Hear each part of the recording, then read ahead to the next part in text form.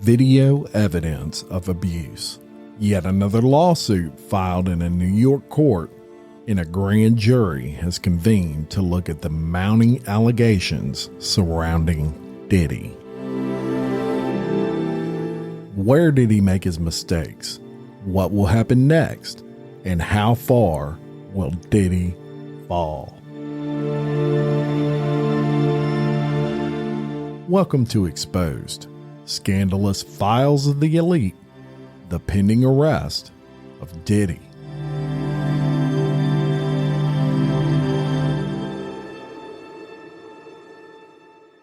We just can't get rid of Diddy. Just when I thought there would be a short break in the Diddy saga, a new lawsuit has been filed in the Supreme Court of New York, and I'm going to catch you up on this. April Lampos has come forward with accusations against Sean Diddy Combs. She alleges he drugged and sexually assaulted her in the 1990s. Now, this marks the sixth woman now to file assault claims against Diddy. Lampos, who is a former model and a former student at the Fashion Institute of Technology, made some horrific claims regarding sexual encounters with Diddy.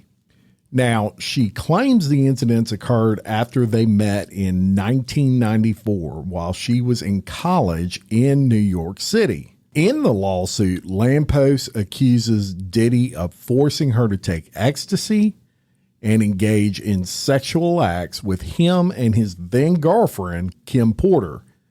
That's Kim Porter, y'all. This is Diddy's ex. He had 3 children with her, and she is no longer alive. But more on that later. And as I like to do, I dove into this lawsuit and I read it so that you didn't have to read it.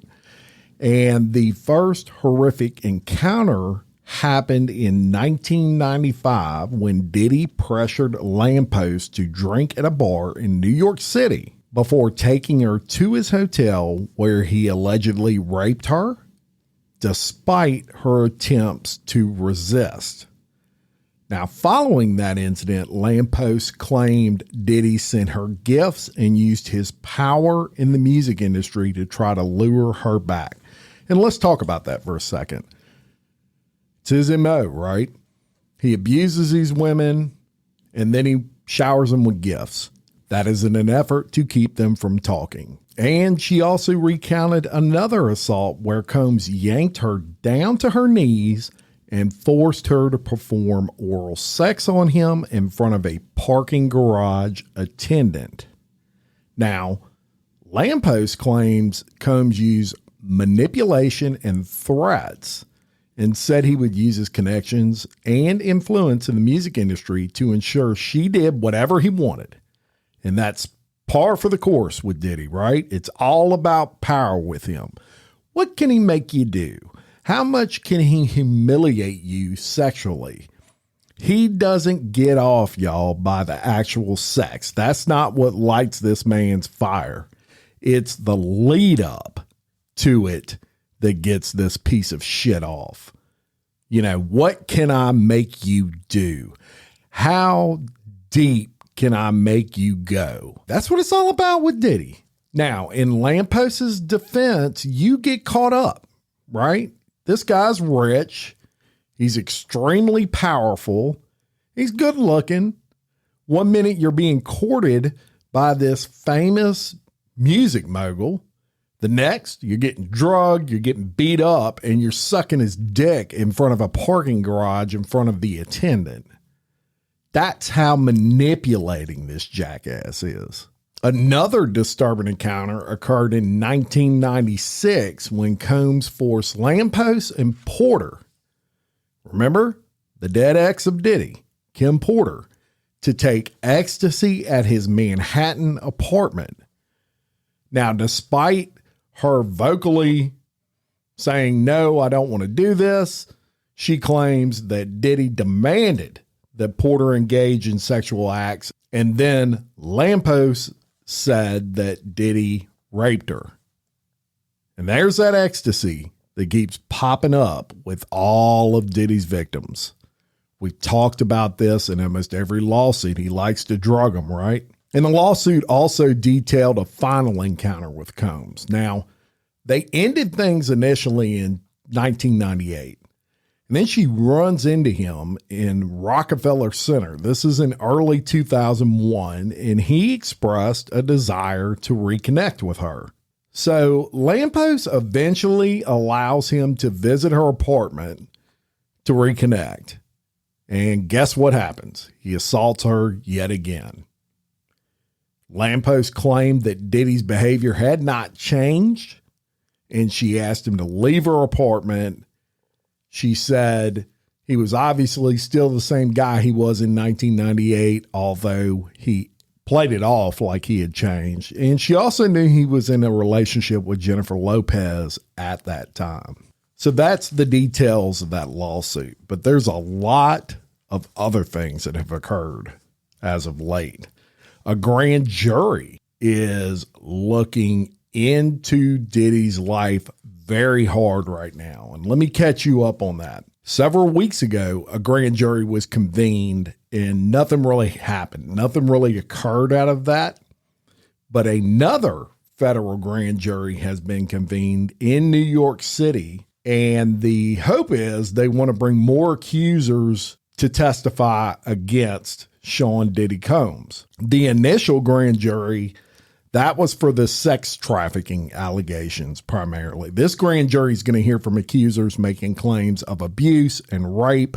Some of the people who were subpoenaed were folks seen on the videos that the FBI actually took from Diddy's homes. Now, let me catch you up on some of the instances that spurred this grand jury. Obviously, I told you in a prior episode about a hotel video that showed up of Diddy assaulting Cassie Ventura. That's a central piece of evidence in this case. That was not around when the first grand jury convened. And they're going to be investigating all kinds of things. Yes, they will be investigating the sex trafficking aspect, but also drug charges, abuse crimes, other potential crimes. A big issue in filing charges against Diddy criminally is the statute of limitations. It's causing a major issue because a lot of these people that have come out, this was in the early 2000s and the 90s, and the statute of limitations has run out on a lot of these things. But while you can't bring charges for those particular incidents now, you can use them as evidence in an instance that is more recent and not something that the statute of limitations would have ran out on. And you may wonder, witness-wise, what kind of issues are they running into? Well, not everybody that knows information is an enemy of Diddy's right now. Some of them are still friends with him, if you can believe that and imagine that. But if they get a subpoena from a grand jury, they are compelled to testify despite personal reluctance. They have to answer that subpoena. Obviously, I haven't seen the videos, but the videos that they took from his house with other people on them, and you've heard the rumors surrounding that, don't be surprised if prosecutors offer those people plea deals to testify against Diddy. And there's rumors of the potential involvement of some pretty high profile individuals out there. And they're not going to want to spend time in jail for Diddy. So what they're looking for right now with this grand jury convening is they're trying to gather what would be considered credible testimony, right? Physical evidence, things like that video that you can't deny. And fear has played a big role in people that aren't even friends with Diddy that may have information not coming forward. Remember, he's still a billionaire. He's still a powerful guy. Even though the world is coming down on him right now, he's still got some power and people are still scared. So they're hoping to alleviate that. Diddy's power has protected him for years, obviously, but I don't think he's getting out of this one. What really put this grand jury on the fast track? no doubt, in my opinion, is the video of Diddy stomping, kicking, and dragging Cassie Ventura by the hair. That's what set all this off. When that video of him just beating the shit out of Cassie became public, it showed what a low-down piece of actual fuck Sean Combs really is. It incited outrage that you're seeing from the public. Before that video came out, although most people knew these ladies were telling the truth, the video sealed it. The video absolutely sealed it. And I think it sealed Diddy's fate. And it is so damn disturbing that something had to happen at that point. Regardless of what Diddy's rich and powerful allies wanted, when that video came out, something had to happen. It is that disturbing. So let's revisit the aftermath of that video real quick. Now, prior to the video incident, we got an initial denial from Diddy, right? Cassie came out with all these allegations. Diddy initially denied all the allegations. Then other people came out. He did the same thing, denied all the allegations. And in the process, he defamed the victims. He blamed it all on the victims, right? They're full of shit. They're trying to get money. They're trying to ruin my name. They're jealous. And then that hotel video emerged. And that corroborated Cassie's civil suit allegations against Diddy. There was no denying it at that point. And it absolutely exactly matched what she accused him of in the actual civil suit. So what's Diddy do at this time? Well, Diddy issued a public apology. He took full responsibility. And in that video, and I'm sure you've watched it or seen it, I played it on a prior episode, the audio of it. He expressed his absolute disgust at his behavior. But also, if you listen to that apology, if you want to call it that, I'm pretty skeptical of it. As a matter of fact, I would tell you right now, it was not sincere. And what led me to believe that? Well, one thing was the timing. He didn't apologize until after that video came out. He totally denied it ahead of time until the video came out. He really had no choice. But I think he did make a mistake issuing an apology, and I'll talk about that in a minute. But it sure seemed like the public exposure of that incident is what spurred the apology. And he was really sorry for being caught rather than being genuinely remorseful. But I'll tell you where I think he really screwed up. When he issued that apology, even though there's a video of it up and he can't deny it, when he issued the apology, he's accepting full responsibility for a crime. Granted, the statute of limitations has run out on it, but he still accepted full responsibility for a crime. If you'll do it once, you've done it 10 times. Especially when you have all these allegations coming at you from all different directions. I brought up Kim Porter a minute ago, and I mentioned her death. And as I told you, that was Diddy's former partner and the mother of his 3 children. Now, Kim Porter died in 2018. And at that time, her death was listed as labor, pneumonia, and cardiac arrest. So initially, the death was ruled as natural causes. However, considering recent developments, a lot of people have been reevaluating the death of Kim Porter. But there's a lot of challenges with that. See, Kim Porter was cremated. There's not any evidence there that you can go back and look at. You can't have another autopsy done or anything like that. She was cremated. There's just no evidence there.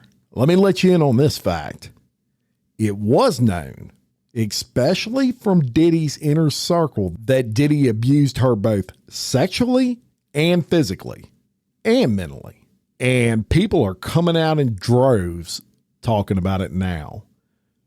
So here's a quick clip where a guy who served on Diddy security by the name of Roger Bonds appeared on Vlad TV, and he discussed an incident where Diddy broke Kim Porter's nose. So there was a situation on a yacht. Right. You were there, but you were around. Right. Definitely. So what was that situation over? I can't tell you what the situation was over. I took them to where the yacht came and picked them up at. And Puff said, I don't need no security because it was just personal friends getting on the yacht. And then I picked them up when the yacht came back. And I seen Kim's nose taped up.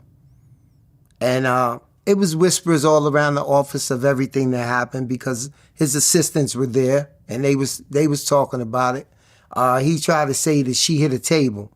But everybody in the office and everybody that was immediate around him knew exactly what happened. Okay. Did you know what the argument was over? Because there was rumors that it was over Shakir Stewart because she had dated him before. And there was a story at one point. There was a wedding in Italy, L.A. Reid's wedding. And I guess Shakir was dating. Shakir was there. Yeah, Shakir was there. He was at the time dating Kim Porter. And they said that, Diddy allegedly broke a chair over Shakir's head. Left him bleeding there. He had to have stitches. Diddy threatened that he was going to kill him and so forth. Shakir ended up committing suicide, later on in 2008. Do you know about this story with Shakir? I know about the story with Shakir, but I can't validate the hitting with the chair. I know that he definitely had a situation with him because Shakir ended up, I don't know if he was managing Jeezy or heading his career, but everywhere Jeezy went, Shakir was there. Yeah. So we would bump into him in a couple of times and Puff would just be on point. You know what I'm saying? Shakir would give me a little look, but never a hard stare. It was like he was scared. Okay, so there was some sort of tension between the two. Yes. Got it. Okay, but the situation happened on the yacht and Diddy allegedly punched Kim Porter in the nose. Right. And her nose was broken. When you picked them up, when they were leaving the yacht, how bad a shape was Kim Porter in? Kim was basically just quiet. You know what I'm saying? You could tell she was sad. It wasn't like somebody was supposed to look when they came off a vacation on a yacht for a couple of weeks and stuff like that. And she had some tape over her nose. Okay, and there's actually a picture. This picture here was circling around. Yeah. Okay, so that tape over her nose, that was right around that same time. Exactly. Okay. I mean, she didn't look like she was mangled, but there was definitely something happened to her nose. Right. There was stories that Puff had flown in a plastic surgeon or something like that. You know anything about that? Yeah, he definitely did. He flew in a plastic surgeon. surgeon? In a plastic surgeon. Good. Puff will fly in whatever you need to cover yourself up. Wow. You know what I'm saying? He's going to fly in your doctors so that he can know. He was controlling when it came to Kim. So he would fly in doctors. Anything that if anything was wrong with it, that it wouldn't get leaked out, he was able to control the situation. Now, as a matter of fact, that was not the only incident Roger Bonds witnessed. In this next clip, he discusses several other incidents where Diddy abused Porter as well as another female Diddy was with. And here's what that sounded like on Vlad TV. Okay, well, like I said, this happened in 2005. You had been with Diddy for 2 years at this point. Leading up to this, had you seen any sort of violent altercations from Diddy? I seen him get into arguments. I seen one altercation. It was a young lady, I believe her name was Erica. Okay. And that was his girlfriend at the time. I seen them get into one big fight. At this time, I'm basically rather new, you know what I'm saying? So I didn't step into the situation, but the situation also didn't escalate to stomping out or beating up. It was basically an argument that turned into a smack, and then they went upstairs. So he smacked her in the face? Yes. Open hand? It wasn't closed hand. Yeah, it was open hand. Okay, how did she react when she got smacked? Nah, she was very timid, and she worked for Sean John.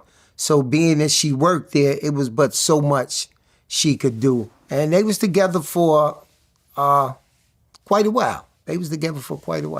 Now, this was the first situation that you knew about between Kim Porter and Diddy, but it was not the last.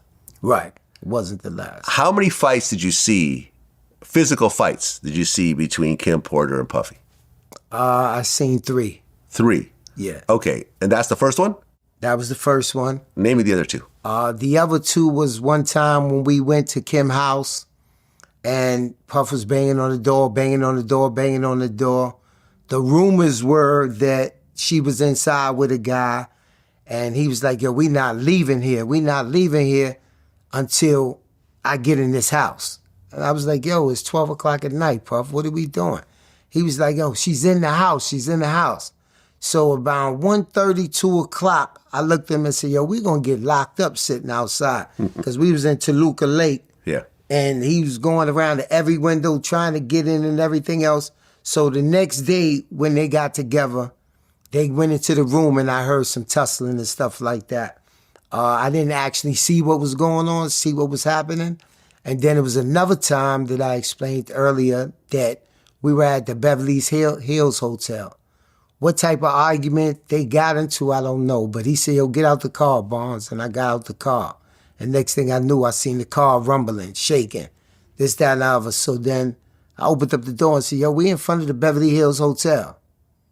So then Kim got out the car, she fixed her hair, and she said, yeah, like I said, she said, I want to explain. Put your hands on me again, and you're going to have to explain this scratch that I'm about to put on your face. And Kim knew how to, Kim got to the point where she wasn't going for it. She wasn't having it. She knew that if she at least fought back, that it was a chance that she could leave a mark on him. And if she left a mark on him, he had a lot of explaining to do of what that mark was about. So by her saying that, it would check him and put him back into his place like, yeah, I can't do that to her, you know? Now, wasn't there a story that Kim had cut the inside of Puffy's arm or there's an artery that was bleeding or something like that? Yeah, that's on the wrist, but that was when Gene was there. That wasn't when I was there. But the rumors and the scar is there, but I never knew what it was from. So you saw the scar on his wrist. Okay, but this was a Gene Deal story. Yes. Got it. And I guess Kim stayed because she knew, eventually, once she had 3, technically 4 kids with Puffy, because the first son was technically adopted by Puff. And if she ever decided to leave, it's like, what, $30,000 a month? She would just basically be making a bunch of money anyways. So she wasn't really tripping, or? It was, I'm going to tell you a story. It was a time, I used to carry all the money, right, in the Louis Vuitton bag. That was Puff's personal bag, and I would carry it all the time. And it was one time that we was in the LA house, and I guess Puff pulled out the money without remembering that he left condoms inside the bag. So when he's showing his money, I guess the condoms came out. And the next thing I heard was, Bonds, pick up the phone. So I pick up the PA system. Yo, come to my room. And he said, yo, would you tell Kim that you carry the bag and you carry the money all the time? I said, yeah. So would you tell Kim this is your condoms inside of it? I said, damn, Puff, I left the condoms in the bag. My fault. I said, I'm sorry, Kim. And she just looked at me with a funny look. You know what I'm saying? And then I went out, I walked out the room, and Kim came about 5 minutes later.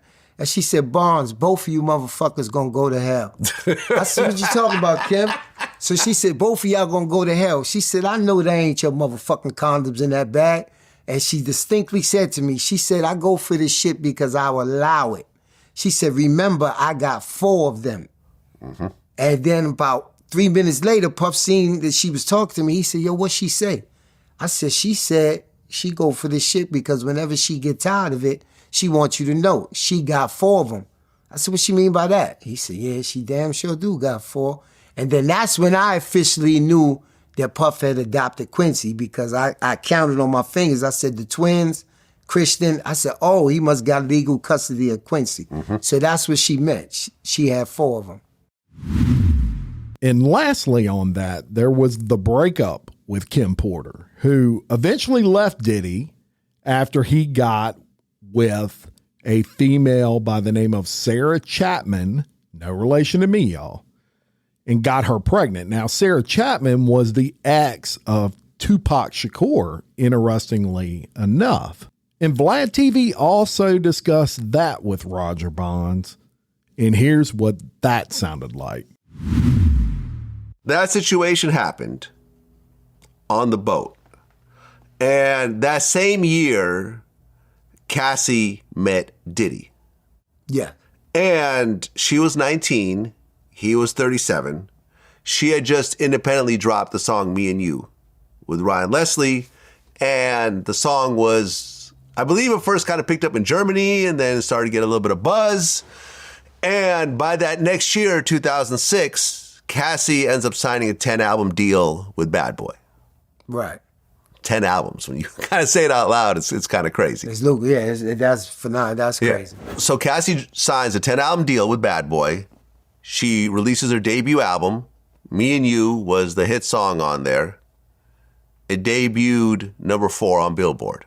Right. And that was, although Cassie had some other songs here and there, that was her big hit song. At this time, Diddy and Cassie weren't dating yet. Right. But Cassie was an artist on his label, along with a bunch of other artists. So then that next year in 2007, Kim Porter was pregnant with Diddy's twin daughters. And then Diddy had a daughter with Sarah Chapman. Yes. Who was actually Tupac's ex. Right. The Tupac and Diddy connection is really runs so deep, it's a little crazy. Mm-hmm. And I guess once Kim found out about the other kid, she broke up with Diddy officially. Yeah, Kim was upset because Sarah Chapman was also one of her best friends. Oh, I didn't know that. Yeah. So Sarah Chapman was also one of her best friends also. So she was really upset about that. And she said that she drew the line. So Sarah Chapman, child, because I actually guarded the twins when they were in the hospital in Mount Sinai when Kim had the baby. Oh. My duty was to sit there to make sure the nurses didn't take pictures and different things like that. And Sarah, they might be so close as maybe a month and a half as far as birthdays is concerned.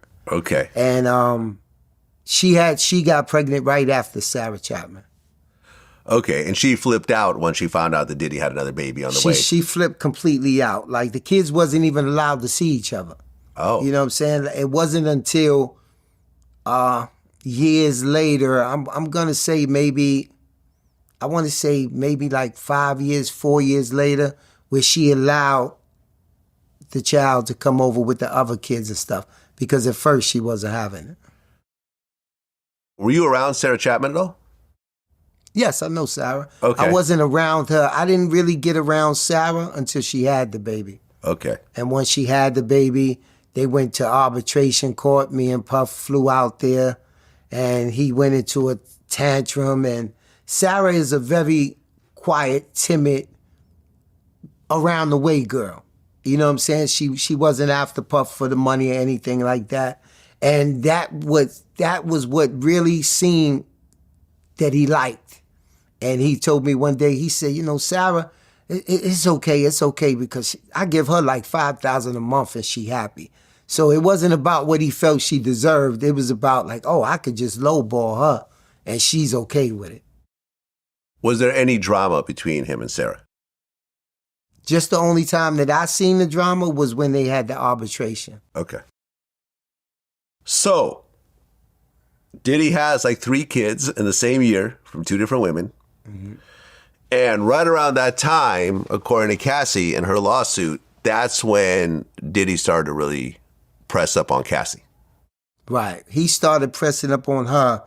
Her first visit to the house, we was all in Miami. She came with Ryan Leslie. Mm-hmm. So when she came with Ryan Leslie, this was all business. And it was when she was there for 2 weeks with Ryan Leslie that Diddy started looking at her like, oh, wow. So I knew right from there that it was going to be a problem because he told Slam, Slam was his producer, who brought Cassie into play. Yo, you got to meet this girl. She's such and such and such. she's Ryan, da-da-da. So when he came, he said, okay, next time, have Cassie come by herself. So when I seen Cassie 2 weeks later by herself, I said, oh, God, why did he allow this to happen? Like, I would never allow my girl to come out the Diddy house by herself. And that was all she wrote. Right, because in the lawsuit, it said, that year, Diddy picked up Cassie from her apartment in Manhattan in a blue luxury vehicle. Cassie was surprised when she got into the car because Diddy was already high. He handed her a pill and told her to take it. When Cassie asked what the pill was, he dismissed her and said that she would like it. She later learned that it was ecstasy, something she had never tried before. And that was the first time that Cassie claims that Diddy got her high. Okay. And you said that everyone took ecstasy in that crew. Right. That was a regular occurrence. Right. Okay. That's the latest on Diddy. Now, I predict that an arrest will be coming like really soon, like really, really soon. So next time I visit this case, likely it will cover the arrest of Diddy. But that's what we have for right now. Just a couple of other things. Again, Patreon. Everybody's asking me when I'm getting a Patreon. They want more things. They want more bonus clips. They want commercial-free episodes. Some people are even asking me for transcripts of the episodes. Maybe an early release version of the episode. Bonus stuff.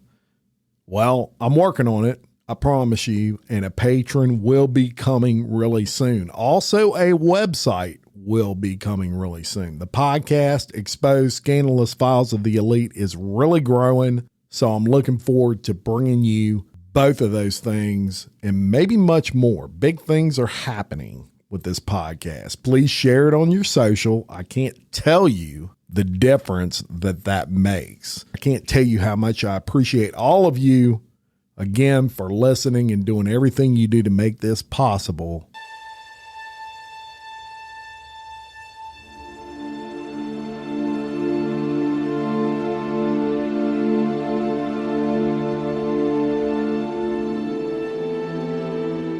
And until next time, I'm your host, Jim Chapman of Exposed Scandalous Files of the Elite.